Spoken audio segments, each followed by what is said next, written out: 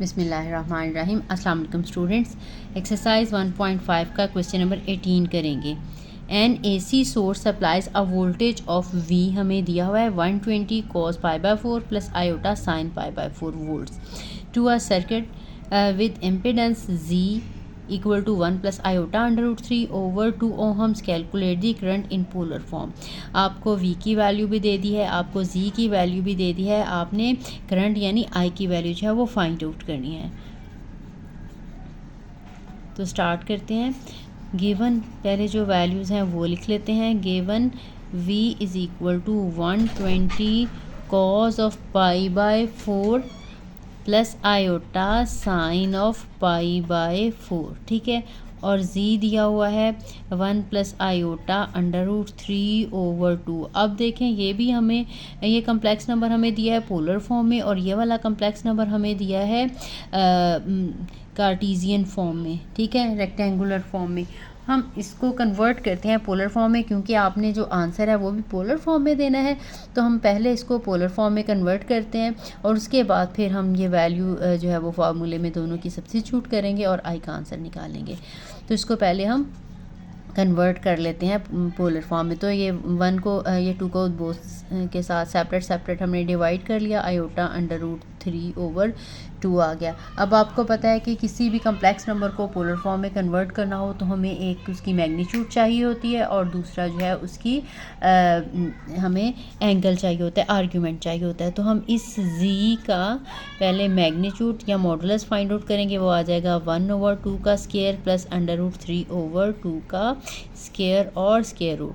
तो ये 1 ओवर 4 आ जाएगा, 3 ओवर 4 आ जाएगा और इसका स्क्वायर रूट एलसीएम लेंगे तो 1 प्लस 3 ओवर 4 आ जाएगा। तो ये 4 ओवर 4 यानी 1 का स्क्वायर रूट इक्वल टू 1 आ जाएगा, ठीक है। मॉडल्स को आपने हमेशा पॉजिटिव लेना होता है। वैसे जब भी हम स्क्वायर रूट लेते हैं पॉजिटिव नेगेटिव दोनों वैल्यूज़ आती हैं, लेकिन जो मॉडुलस होती है इसको हम पॉजिटिव लेंगे, ठीक है। इसके बाद अब हमने argument of Z find out करना है। तो argument of Z is equal to, आपको पता है इसका tan इनवर्स हम लगाते हैं। फिर इसके बाद ये इसका जो है Y की वैल्यू यानी जो इमेजिनरी पार्ट है उसकी वैल्यू लगाते हैं √3 ओवर 2 और डिनोमिनेटर में ये इसका रियल जो पार्ट होता है वो लगाते हैं। तो याद आएगा tan इनवर्स आपको पता है 2 फ्रैक्शन हो तो डिनोमिनेटर की डिनोमिनेटर के साथ कटिंग हो जाती है। तो ये आ जाएगा √3।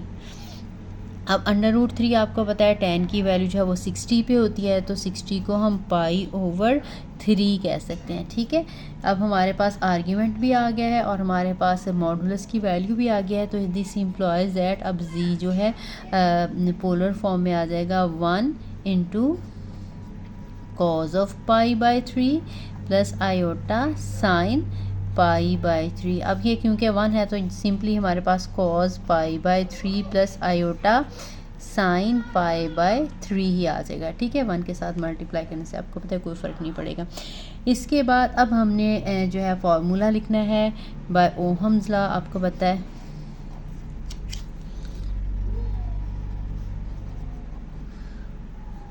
ओहम्स लॉ आपने को मैंने एग्जांपल में भी पहले पढ़ाया है। V equal to I into Z होता है। अब हमें V की वैल्यू पता है, I की वैल्यू फाइंड आउट करनी है, Z की वैल्यू भी पता है। तो यहाँ से अगर हमने I की वैल्यू फाइंड आउट करनी हो तो आपको पता है V ओवर Z आ जाएगी, V ओवर Z। अब इस फॉर्मूला में हम V की और Z की वैल्यू जो है वो लगाएंगे और वैल्यू लगाने के बाद जो है वो हम सिंप्लीफाई करेंगे, ठीक है। जो हम आपको मैंने पहले एग्जांपल में भी पिया है, पीछे हमने जब इससे पहले वाले लेक्चर्स हैं उसमें मैंने एक्सप्लेन किया है।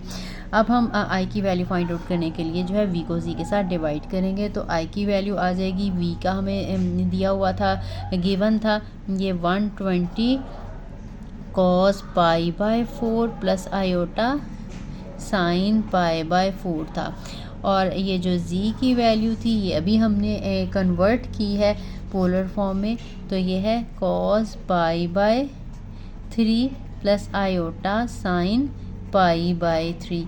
ठीक है, अब हमें ये भी हमने पहले इसी एक्सरसाइज में प्रूव किया है कि जब दो कम्प्लेक्स नंबर डिवाइड हो रहे हो पोलर फॉर्म में तो इनके जो एंगल्स हैं वो सब्ट्रैक्ट हो जाते हैं। ठीक है, अगर मल्टीप्लाई हो रहे हो तो एंगल्स ऐड होते हैं और अगर डिवाइड हो रहे हो तो इनके एंगल्स जो है वो सब्ट्रैक्ट हो जाते हैं। तो अब हमने इसको डायरेक्टली फार्मूले से ही सब्ट्रैक्ट कर लेना है, वैसे हमने इसको डिवाइड नहीं करना।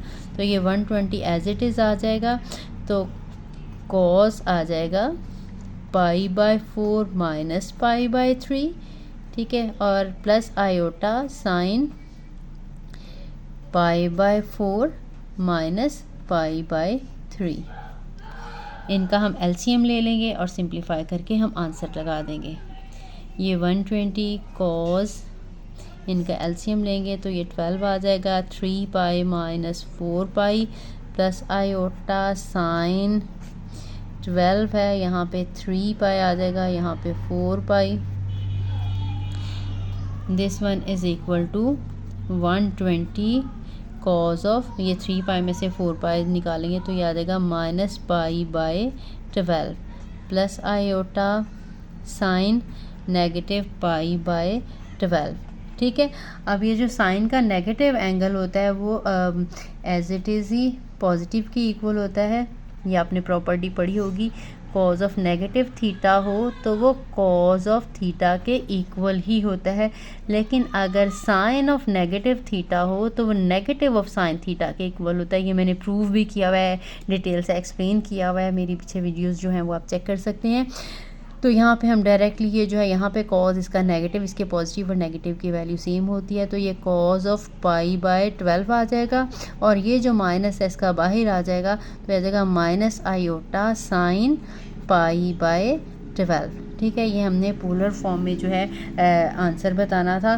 तो इसके साथ आई है तो इसके साथ यूनिट ए लग जाता है एम्पियर, तो हमने यूनिट लगा दिया और यही हमारी वैल्यू है आई की पोलर फॉर्म में। नेक्स्ट क्वेश्चन है, an AC circuit has impedance of Z equal to 3 - 6 iota ohm and is connected to a voltage source of V equal to 90 + 30 iota volts. Find the current in both rectangular and polar form. हमें इसमें भी जो है Z की value दे दी है जो कि 3 - 6 iota है और हमें V की वैल्यू दे दी है जो कि 90 + 30 आयोटा है।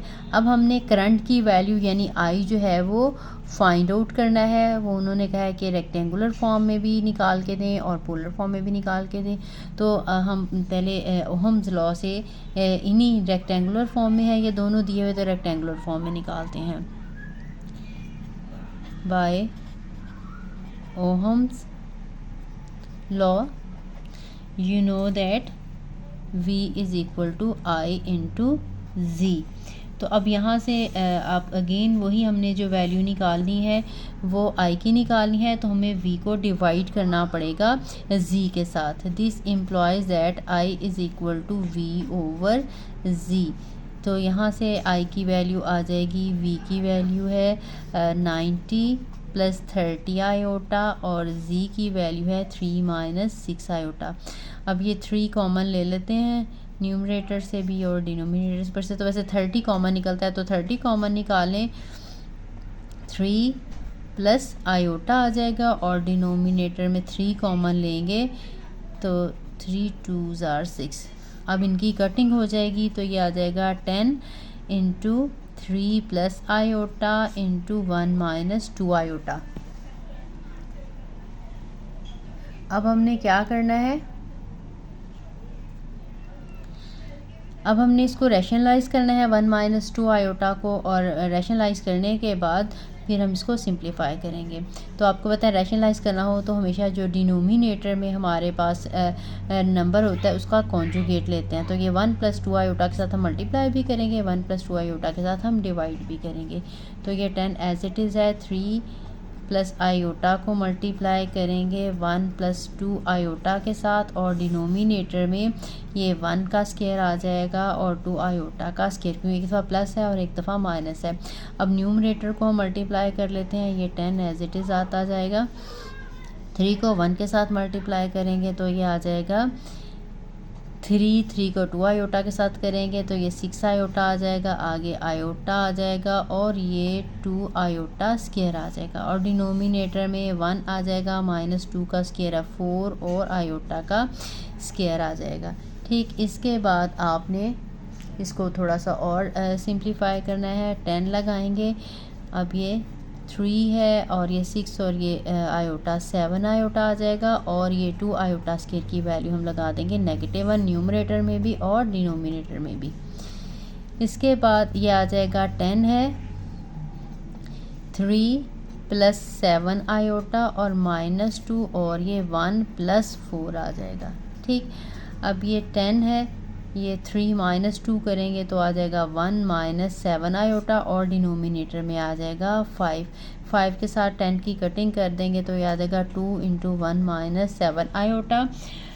अब हमारे पास जो है 2 है तो इसके साथ मल्टीप्लाई कर लेंगे तो ये आ जाएगा 2 - 14 आयोटा, जो कि सॉरी ये माइनस नहीं ये प्लस था। तो ये हमारा आंसर आ गया है कार्टीज़ियन फॉर्म में या रेक्टेंगुलर फॉर्म में। हमने कन्वर्ट करना है इसको पोलर फॉर्म में।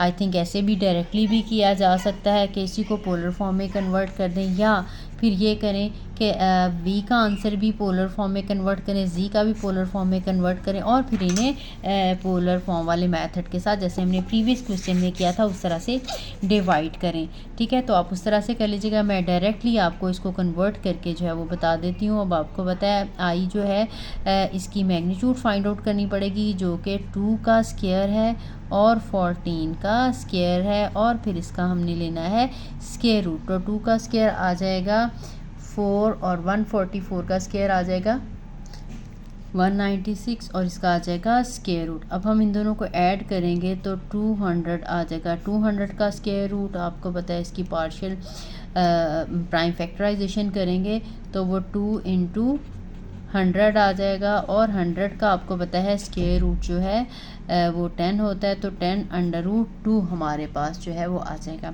अब हमने आर्ग्यूमेंट भी निकालना है। इसका आर्ग्यूमेंट निकालने के लिए हमने क्या करना है, argument of i = tan inverse करेंगे। ऊपर आ जाएगा हमारा ये इमेजिनरी पार्ट यानी कि 14 और नीचे रियल पार्ट और 2, तो ये आ जाएगा tan इनवर्स 7। tan इनवर्स 7, अब हमें इसकी वैल्यू नहीं पता, ये हम कैलकुलेटर से चेक करेंगे। तो कैलकुलेटर से जब हम इसका आंसर निकालेंगे तो ये एंगल हमारे पास आ जाएगा 81.87 डिग्री। तो अब हमारे पास जो i की वैल्यू है पोलर फॉर्म में, यहाँ पे हमने इसकी लगानी है पहले r की वैल्यू, आपको पता निकाल r cos of theta plus iota sine of theta होती है पोलर फॉर्म। तो यहाँ पे हम r की वैल्यू लगा देंगे 10√2 और साथ में आ जाएगा ये cos ऑफ 81.87 डिग्री और साथ में plus iota sine of 81.87 degree. यही हमारा रिक्वायर्ड आंसर है पोलर फॉर्म में। तो आई होप आपको समझ आ गई होगी। तो मिलते हैं नेक्स्ट वीडियो में। नेक्स्ट इसके 3 क्वेश्चंस जो हैं वो हम एक्सरसाइज के करेंगे और इस तरह से हमारा चैप्टर जो है ये कंप्लीट हो जाएगा। अल्लाह हाफिज़।